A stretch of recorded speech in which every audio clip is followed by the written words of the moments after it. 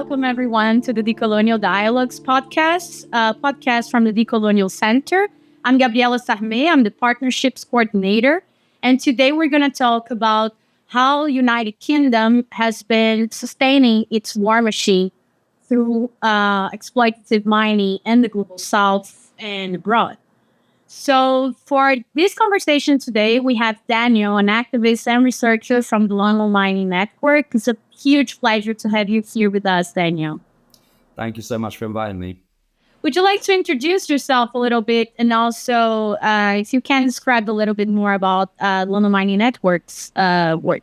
Sure. So I'm part of the London Mining Network. I work mostly on sort of education and research. We're a network of over 30 different human rights, environmental development, sort of solidarity organizations, and we partner with communities all over the world, from Colombia and Brazil to the Philippines and Indonesia, to Eritrea and South Africa. And we support those frontline communities in holding British and UK-linked mining companies to account for the devastating impacts that they have on nature, on the environment, on water, on land, on soil, and on the communities that depend on those for their sustenance and survival.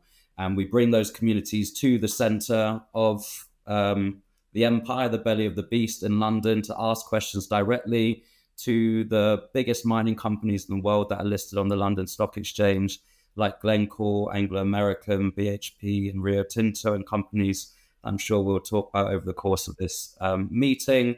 And we help to raise awareness about the impacts of UK mining around the world. When you're mentioning a little bit more about the work on education and research in a close collaboration with frontline communities, I was wondering how the idea of getting this research a little bit more depth on when it comes to the UK mining interest in the Global South, how it started, and what are the common materials that you usually develop in the London Mining Network so that these information can reach not only to communities but to public opinion in general.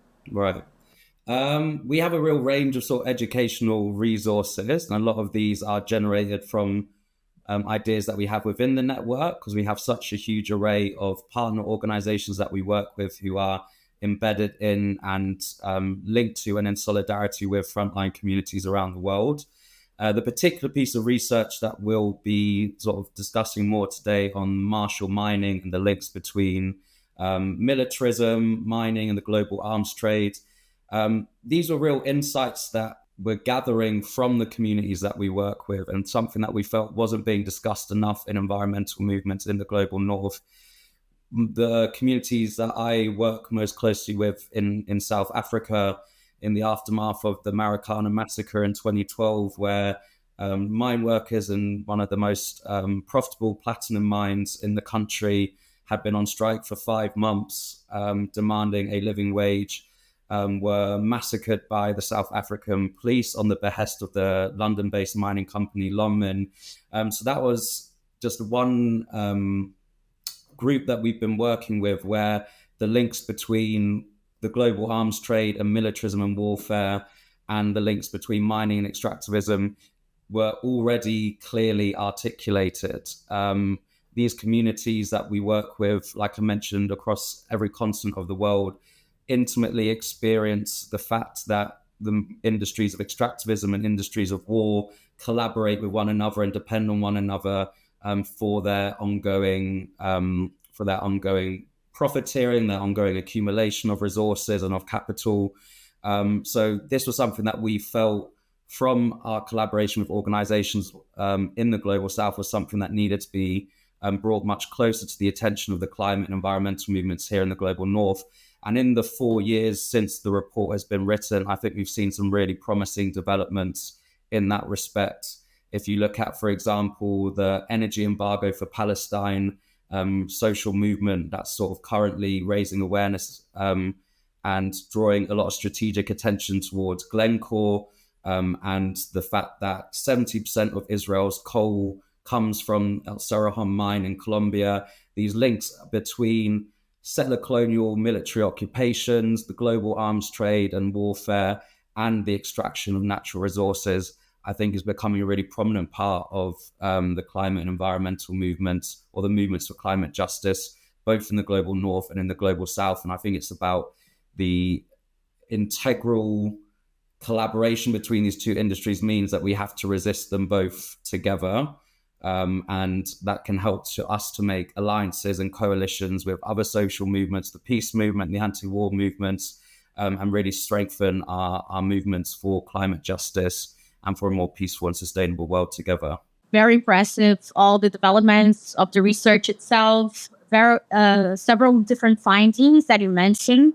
And the most important, in my view, is that the development of this entire research, in the way that I understood your explanation, came directly as a demand from the communities, right? Mm-hmm. So I think that's exactly the way that we see at the Decolonial Center, how we should make a good use of education, of political education, so that we transform those demands that comes from the territories into materials that can not only inform people, but also give a critical view on the very complex dynamics that involves, as you mentioned, extractive industries, militarism, and also all the colonial legacies that are embedded in this interaction, right? Mm-hmm. So something that I was thinking when you were mentioning the collaboration between these two big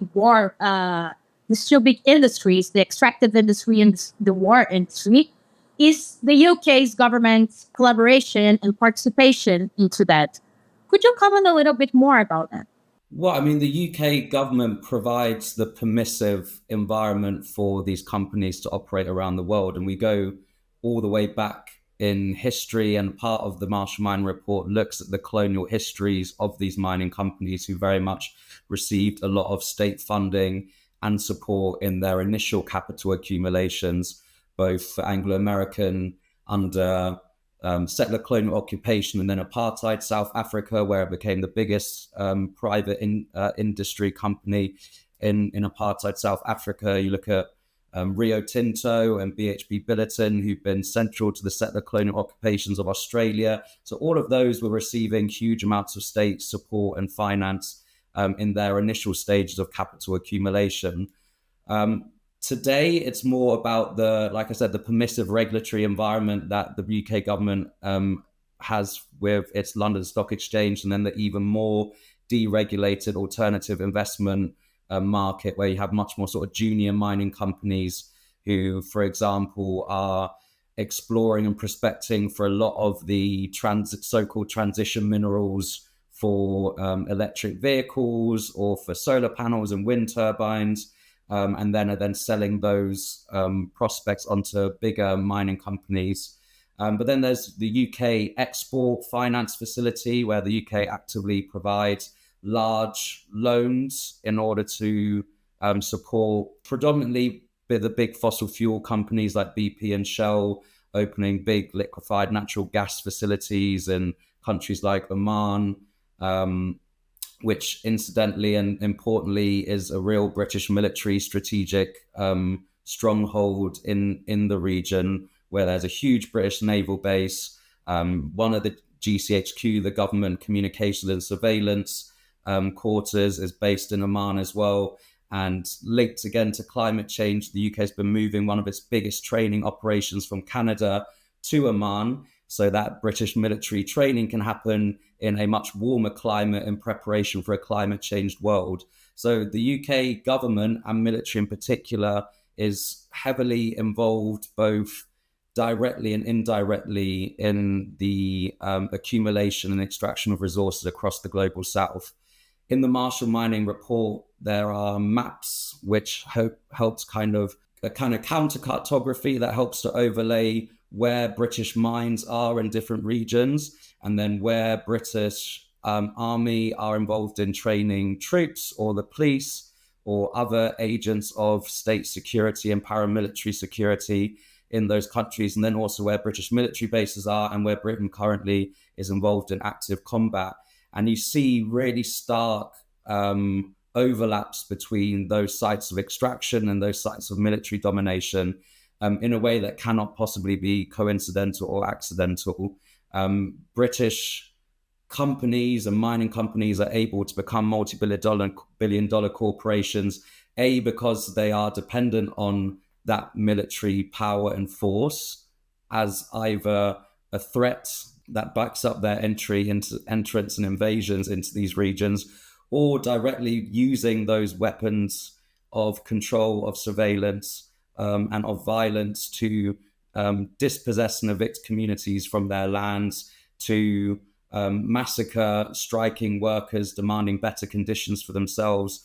So we see not just the entanglement of extractivism and militarism in the fact that we wouldn't have drones, fighter jets, nuclear weapons, tanks, helicopters. All of these things are materialized by hundreds of thousands of tons of resources that have been extracted from the bowels of the earth in many, many corners of the world.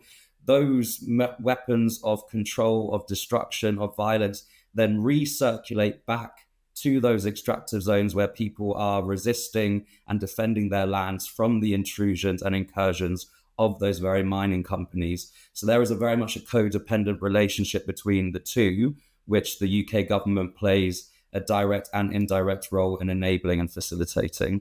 I was thinking about like this whole atmosphere of fear and terror that is created when these mining companies arrive in the territories, leading to land dispossession, a lot of violence, threats, and intimidation against community leaders.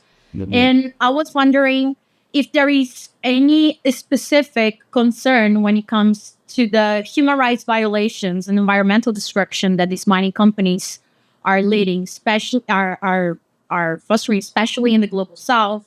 Is if how this discussion is being handled in the UK, especially when we are in a climate emergency context. Mm-hmm. We know that the UK has been flagging the net zero flag all the time, saying that they are very concerned with the whole path towards this energy transition.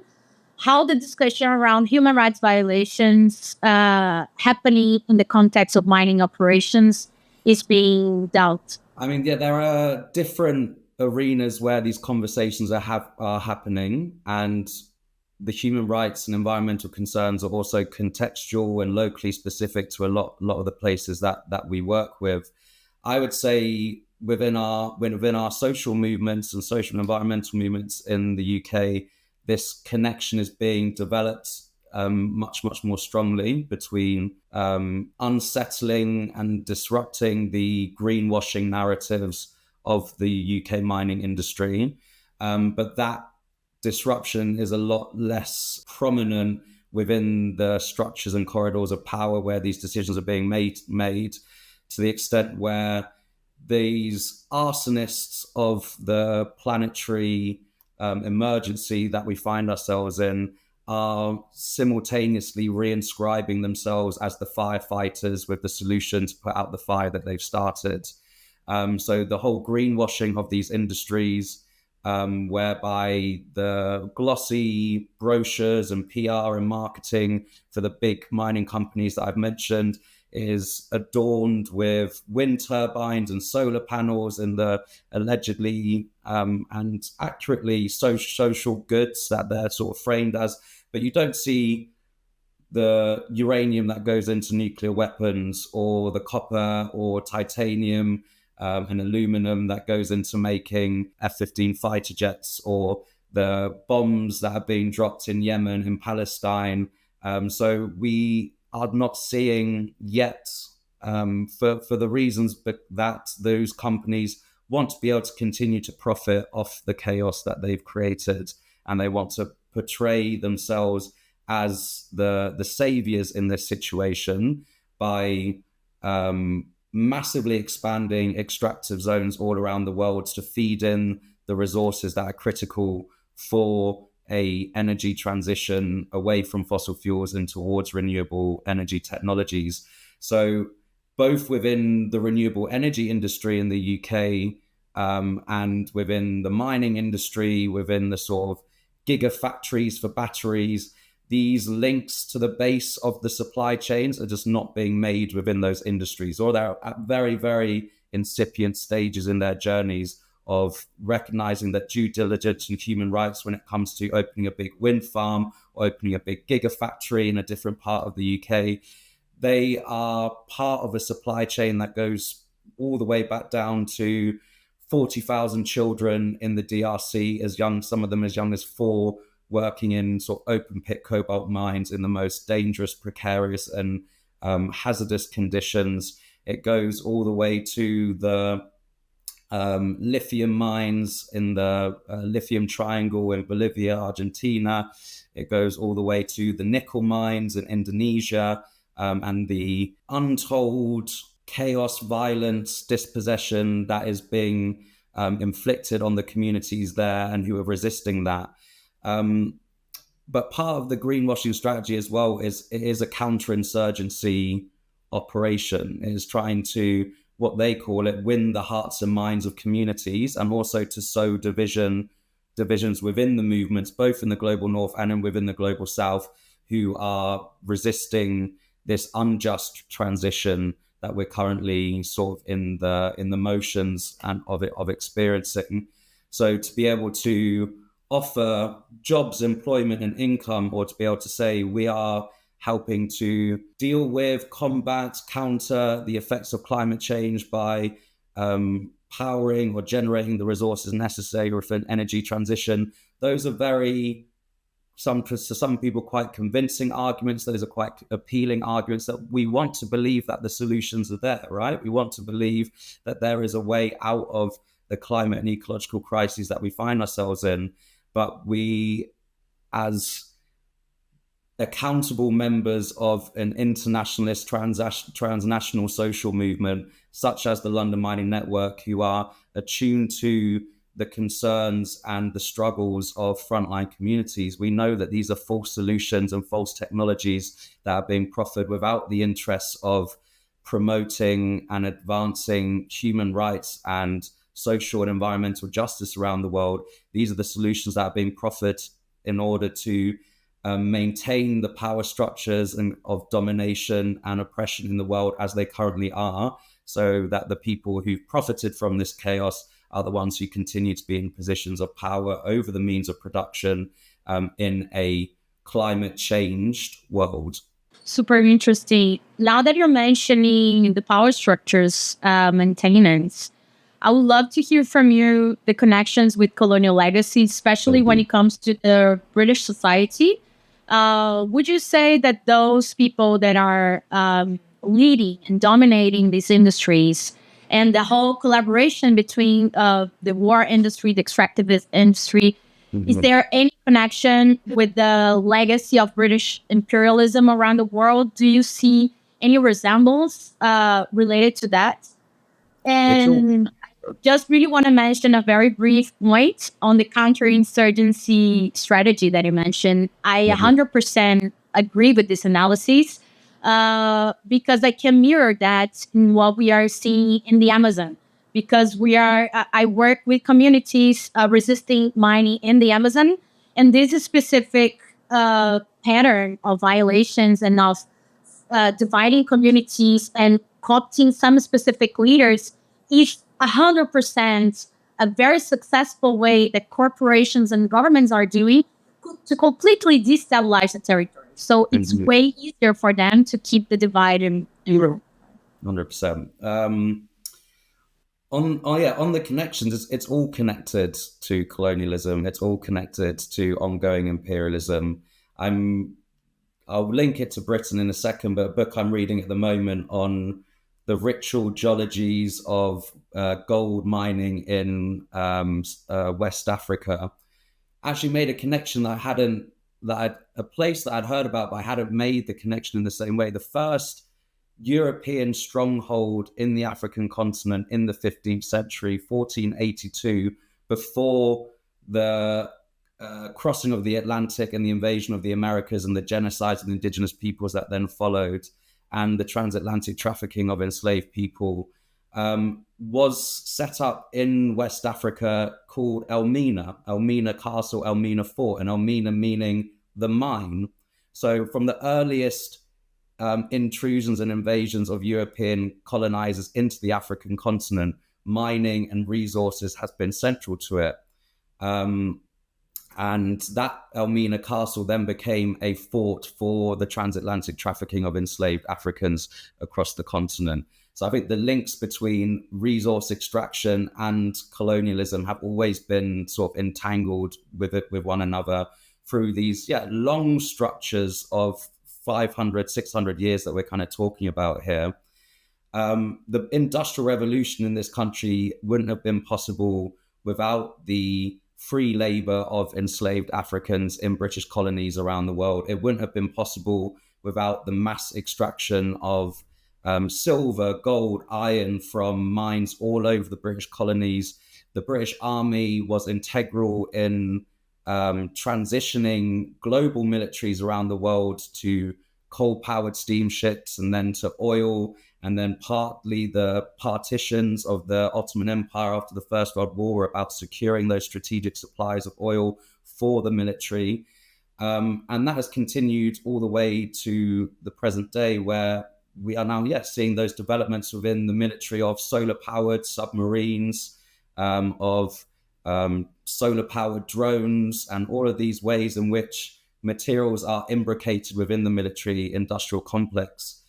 So when we're actually looking at which industries need to be radically scaled down, if not abolished, in order to have a more just and equitable redistribution of resources on our planet, I think the military is the biggest energy and resource intensive guzzling industry that takes up so much precious resources and obviously causes so much harm and destruction with the resources that it then consumes. Everything that I mentioned around the network of UK-based mines around the world and of the 42 UK military bases from Oman to Brunei to Belize that help to facilitate and enable that resource extraction from those territories of UK mining companies. That is ongoing imperialism. That is not the British Empire in the past tense. That is the British Empire very much in the present tense, and trying to inscribe itself into the future tense as well, and then to stabilize and maintain British imperialism into a future where they are already anticipating and preparing for radical changes in the biophysics of the planet that we live in. Extreme weather events that are going to be already strategically planned into these global supply chains and into military bases and operations around the world. So our job, I believe, as part of these social movements and environmental movements for justice, for liberation, is dismantling those structures of oppression, acknowledging that whilst these systems and structures of domination and oppression are 400-500 years in the making, so too is our resistance to those structures as well. So too, we are on the shoulders of hundreds of years of struggle, of resistance, of transnational solidarity, and we are building in those futures today, and we have that responsibility to build the alternative futures to what the British imperial and military establishment are preparing and planning. I'm very excited about the whole research and the entire conversation we are having. And I really want to connect that to a lot of the points that you raised when it comes to greenwashing, right? We know that the current corporate-led energy transition, it's dragging us into a direction that we are continuously depending on extraction.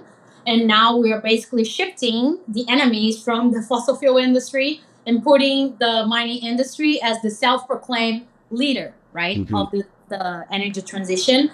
And recent studies shows that until 2050, we might have an increase in mineral extraction more that will go higher than 450% of more extraction of minerals. And in this direction, I know that this is being done in order to meet the demand for clean technologies And I really wanted to hear your view on that because that's the direction that the world is going. And Mhm. as you said, to increase extraction, especially when it comes to minerals extraction. So Mhm. I wanted to hear your view on this specific topic because we know that when it comes to transnational solidarity, in order to try to find alternative paths, we are we are aware that we are just being trapped in the very same exploitative mode of production Mhm. that brought us here. So a lot of people say we cannot mine our way or dig our way out of the climate Mhm. collapse. So Mhm. what are your views on this specific topic? Yeah, I mean, and it's also the kind of the famous Audre Lorde's "the master's tools will never dismantle the master's house." Like the same things that got us into this mess are not gonna get us out of it.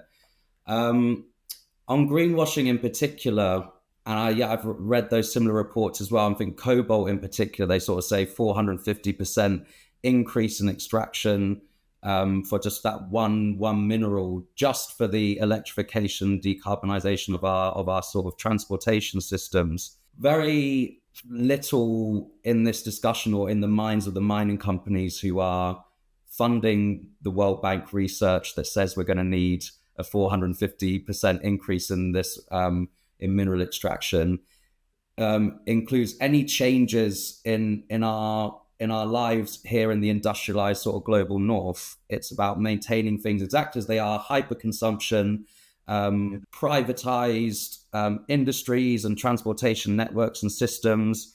And although, like I said earlier, a big part of that greenwashing counterinsurgency is to say, well, this is all going to go towards um, eco-friendly, green alternatives. But we're seeing every country around the world, or most countries around the world, who, particularly like the UK and the US, what we're seeing is also at this time, one of their primary solutions to climate change is a massive increase in investments in their militaries as well, and in borders, and in securitization and militarization. Because if you are fueling and profiting from climate collapse around the world, the solution to hundreds of millions of people being displaced by extreme weather events, by the dispossession of their land for these resources to be extracted, in the minds of the military industrial complex, is to build higher walls, invest in more drones, invest in more artificial intelligence and ways to make the and render these hundreds of millions, if not billions, of lives more disposable in that system. So the increase in military budgets is a climate solution, but within the global north, that's already very much in the process of being underway. So when we're talking about this massive increase in mineral extraction, probably I'd be interested, and it's very hard to actually do this research and trace the global supply chains and how much is exactly being used for this and for this.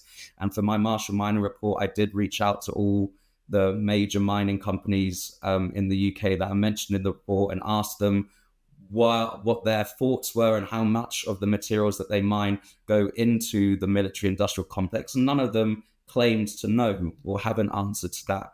Whereas they all were very happy to mention the hospitals, the schools, the wind turbines, the solar panels that their materials go into contributing to making. No one wants to take ownership and accountability for 830 billion that the US Department of Defense, the Pentagon, are investing in their military budget every single year.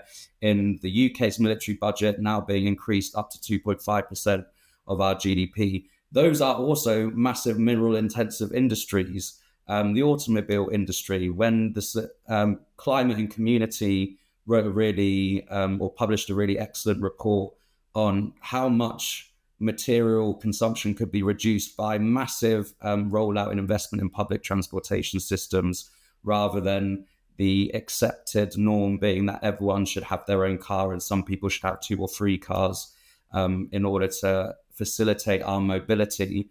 So what we need to be, I think, particularly in the industrialized global north, considering is the ways in which our lives are going to have to change. And for me, I think for the better, to celebrate and recognize the abundance that we already have in the world around us, but not that doesn't come from having more laptops and mobile phones and PlayStations and very mineral intensive industries that actually provide us with very small amounts of immediate gratification, but very equally small amounts of belonging and community, and things that actually give us a sense of purpose and sense of self in the world, in the very precarious world that we live in. By reducing those industries that aren't producing any socially useful goods, which war and violence and domination and control are not, they are socially useful, but they are socially useful to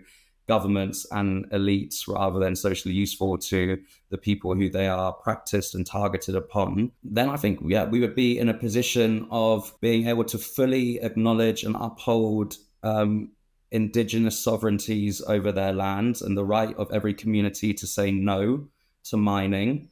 And if they don't want mining happening on their land, that should be a final and absolute no. And there are, I think positively, there are massive improvements being made in terms of circularity and recycling of resources and materials, even using sort of tailings dams waste to recover materials that might be sort of used, that might be in them that would otherwise completely go to waste. But again, those solutions are being funded and are being governed currently by the mining companies that are investing far bigger sums in expanding their operations to develop more deposits of mines in new countries and new territories. So greenwashing, I think the public are also, particularly in the global south and then maybe increasingly in the global north, becoming more attuned to and aware of. We can see when Shell and BP are putting out adverts about using algae for biofuels or whatever it is, that we know what these companies are about. That's the other kind of perverse benefit of them being centuries old, that have been created and emerged in the furnace of colonial warfare and violence, that these companies have a track record of destruction and despoliation of the entire planet, and they've left in their wakes untold levels of environmental and social harm, that when they turn up and say these are the solutions that we've got in our sort of backpack of ready-made solutions for a climate change world, I think increasingly people are turning around and saying, actually, we're not going to have that. We've got better ideas. We want energy democracy. We want community-owned renewable energy infrastructure and sites. We actually want to be in solidarity and in connection with and learning from communities all around the world who have always lived in a much more sustainable and harmonious way with the environment, because we recognize that in those communities, far from the narratives of scarcity that are imposed on them by the mining companies and by big transnational corporations around the world, these communities actually have a huge amount of abundance in their resilience, in their creativity, and in their sense of community and their relationships to one another. And that is something that I think in the global north, we need to have a huge amount more humility to, and awareness of, an ability and capacity to want to learn from and scale up. To learn with the communities, it's something that we are definitely trying to push forward here in the Decolonial Center. Mm-hmm. Thank you so much for this comment. And I was wondering if there is any recent finding that you would like to share with us, and also of the whole research. And also if you would have any recommendation of reading resources or any other type, like podcasts or film or video, that our audience could go and have more a deeper understanding of the topic. Yeah, so in terms of recent findings and what I've found maybe difficult as a researcher who also has a full-time job alongside of that, teaching in schools, it's so much seems to change and develop so quickly. So to stay up to date with the sort of most recent findings is can be challenging at times. But I guess maybe just to add on sort of previous things that I've said in terms of these new frontiers of mining and extractivism and how they are entangled within the military industrial complex. particular concerns that we have and that we're seeing is around sort of deep sea mining the depths of the oceans, and the ways that that is being narrativized as a solution to the harms of terrestrial and land-based mining, so that we can avoid the harms that are done to communities in the Amazon or in South Africa or in the rainforests in West Papua. We can reduce those harms by moving our mining to the bottom, the depths of the ocean, even though that has incalculable consequences for the species at the bottom of the ocean. We know more about the surface of the moon than we do about the depths of the oceans. These are ecosystems which sustain the livelihoods for hundreds of millions of people around the world, both in fishing communities, but also food chains that go then all the way up to feeding hundreds of millions, if not billions, of people. So that's a real concern, but again, something that is being resolutely and resiliently resisted by particularly Pacific Islands communities who are saying no to deep sea mining. And then another link within that is the increasing exploration of extraterrestrial mining and lunar-based mining, so mining on the moon and mining asteroids. And you can't make some of this stuff up, really, the delusions that people with far more money than sense are capable of manufacturing in their heads in order to avoid the inevitable outcome that they are going to have to concede those resources and their power to determine the type of worlds that we want to live in. And I say worlds as a plural because I think what we want in the sort of Zapatista slogan is a world in which many worlds can coexist with one another, rather than a global hegemonic system that forces us all to conform to one particular mode of living that has been shown to not only destroy the planet, but it destroy in many senses our bonds and our connections to one another as human beings and all the other species that we are fortunate enough to share the planet with. So I think those developments both show, in the more optimistic sense, the kind of hopefully last crazy ideas of a dying civilization, but they also represent a real danger to us that we need to be prepared to strategically intervene in. And then the other sort of updates is sort of what I mentioned earlier is, and this is not something that I'm personally involved in, but something that I'm incredibly inspired by, is the rise in student encampments around the world around resisting the Israeli genocide in Palestine. It's the connections that young people and social movements around the world and trade unions are making between extractivism and militarism in our social movements, in the conversations that we're having with each other. So I see a huge amount of hope and inspiration in the social movements that are coalescing around the world, and that is ultimately forcing this polarization, that and of the conjuncture that we live in, which will hopefully give birth to a much more peaceful, beautiful, harmonious planet for us all to live on together. So that's what I'd say in terms of particular updates on a research level. Resource wise and recommendations,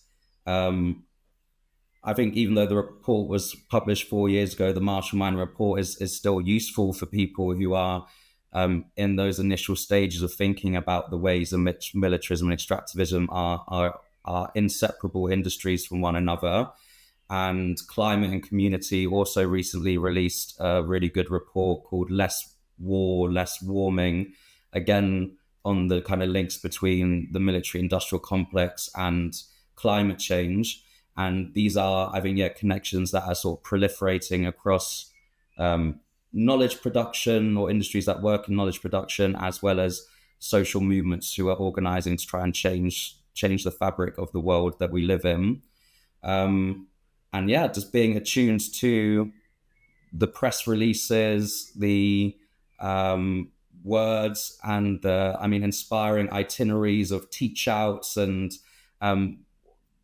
creations, and the experience of building and making the worlds that we want to see in the student encampments, on the picket lines, where these connections are being made between people. I think, those are the resources, the people, and the places that I've learned the most from, more than a book or than a lecture room. So I think having our ears to the ground and unconditional and resolute solidarity with those movements that are creating the worlds that we need in order to be able to survive and to thrive on this planet, and getting involved. I'd like to thank you so much for such an interesting and relevant info, and also for sharing how London Mining Network has been saying and thinking about this topic, right? Thank you guys for listening. Thank you everyone for being here at this third episode of the Decolonial Dialogues podcast.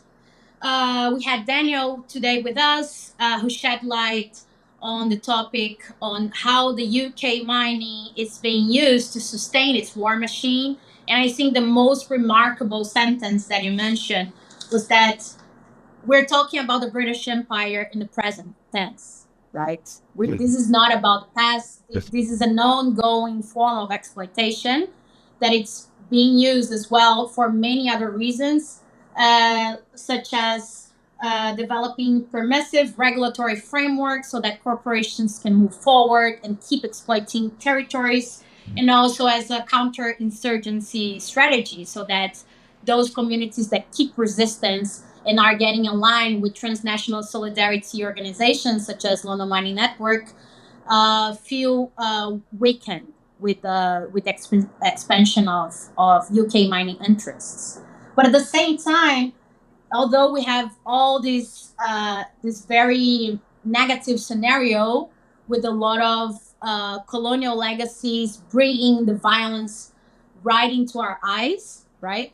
We also see that it's very important to keep building and keep strengthening these transnational solidarity networks that are coming together so that we can build alternative futures, right? And I think that's the best message of hope that we can see here, that is, it is possible to draw different paths for our future, but we need to come together and learn about these urgent topics, right? So thank you so much, Daniel, for such important and relevant topic. And it's also very good for us to know a little bit more how the London Mining Network has been dealing with this topic, with your leadership in this particular research. Thank you so much for having me. So we'd like to invite everyone as well to check. Please have a look at the recommended resources. We're going to put all the links to the report mentioned by Daniel here in the description of the podcast. And I think that for now, that will be it.